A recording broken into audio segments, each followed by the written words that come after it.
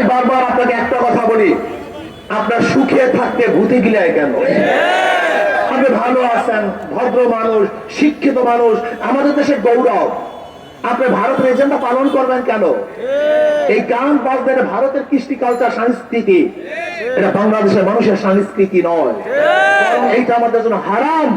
অনেক গান বাদ্য আমাদের জন্য হারাম। কাজে কোন অবস্থাতেই জাতীয় ভাবে একটা হারাম কাজ চাপিয়ে দেবেন, এটা বাংলাদেশের তৌহিদি জনগণ সহ্য করবে না।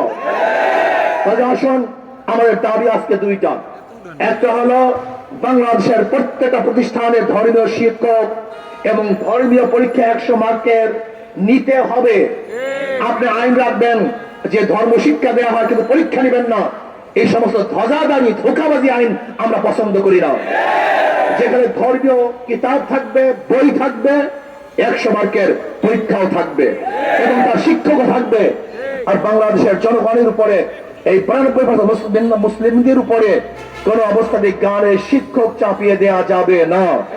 এবং নাস্তিকতাবাদের যত থিওরি আছে, যেখানে ডারউইনের থিওরি, এই ডারউইনের থিওরি ঈমান ঘাতক যে থিওরিগুলি আছে, বাংলাদেশের কোন পাঠ্যপুস্তকে সেই সমস্ত নাস্তিকের পক্ষের ইসলাম বিদ্বেষী কোন থিওরি থাকতে পারবে না।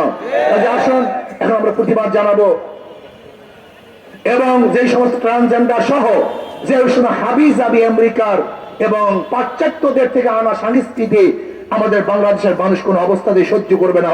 কাজে সচেতন হন। এই দেশটাকে ধ্বংস করার চক্রটা আগের থেকে চলতেছিল, এখনো চলতেছে, ভবিষ্যতেও চলবে। আর বাংলাদেশের মুসলমান আগের থেকে সজাগ ছিল, এখনো সজাগ আছে, ভবিষ্যতে ইনশাআল্লাহ তারা সজাগ থাকবে। আন্দোলন সংগ্রাম করে সমস্ত বাতিলদের সমস্ত কালো হাতকে ভেঙে চুরমার করে ফেলবে ইনশাআল্লাহ। আল্লাহ আমাদের সবাইকে কবুল করুন।